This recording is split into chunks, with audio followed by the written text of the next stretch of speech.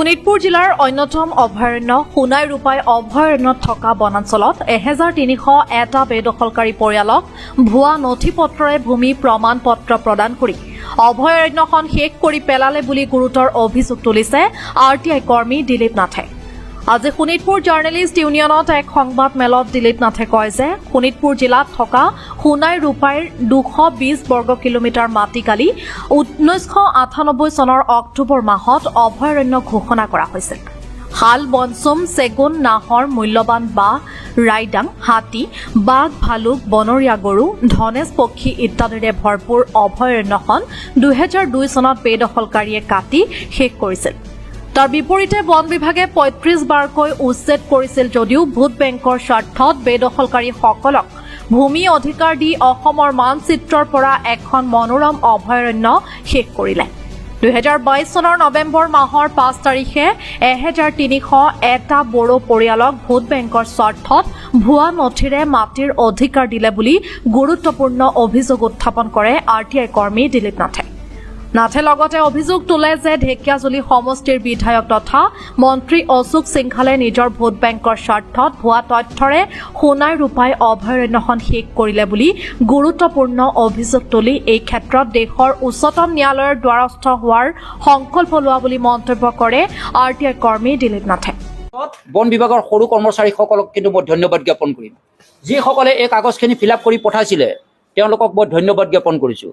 তেওঁলোকে কিন্তু প্ৰত্যেকখন কাগজত লিখি দিছে আবেদনকাৰী বেদখলকাৰী হয় নে নহয়। হয়, 1300 লোকক কৈছে যে আবেদনকাৰী বেদখলকাৰী হয়। 1300 লোকক যদি বেদখলকাৰী হয় বুলি কোৱাৰ পিছত জিলা উপায়ুক্ত কাৰ্যালয়ে কেনেকৈ তেওঁলোকক বেদখলকাৰী নহয় বুলি কৰি পেলালে।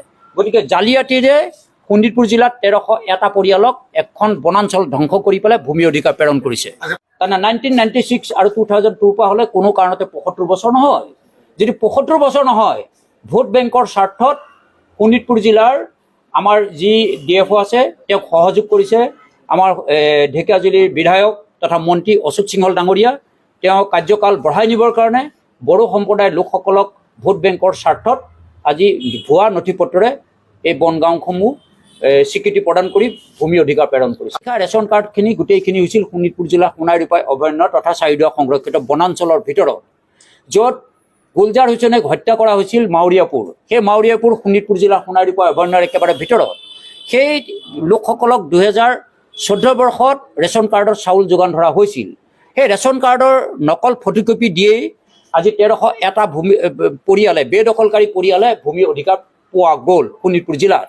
দুৰ্ভাগ্যজনক বিষয়, আইনখনত কোৱা হৈছে যে 75 বছৰ থকা 2005 চনৰ 13 ডিচেম্বৰলৈকে 31 ডিচেম্বৰলৈকে যিসকল লোকে বনত বসবাস কৰি আছে 75 বছৰ ধৰি যাৰ হৈ গৈছে তেওঁলোকে 75 বছৰৰ নথি পত্ৰ জমা দিব লাগিব, তেতিয়া তেওঁলোকে ভূমি অধিকাৰ পাব।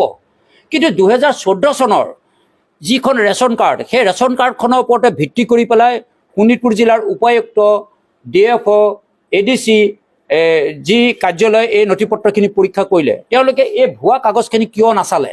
আমি সাধাৰণ মগজৰে আমি এই কথাখিনি ঢুকি পাইছোঁ যে 14 চনৰ এখন ভোটাৰ লিষ্টৰ ওপৰত, ভোটাৰ কাগজৰ ওপৰত, ৰেচন কাগজৰ ওপৰত, ৰেচন খাদ্য সামগ্ৰী যোগান ধৰা কাগজ এখনৰ ওপৰত যদি ভূমি অধিকাৰ পায় তেতিয়াহ'লে FRI এক্টখন যিখন এক ৰাষ্ট্ৰপতিয়ে গৃহীত কৰা আইন সেইখন কিন্তু অমান্য কৰিছে বুলি শোণিতপুৰ জিলাত সম্পূৰ্ণ প্ৰমাণ হৈছে। আজি 10,000 কপি মই তথ্য সংগ্ৰহ কৰিছোঁ।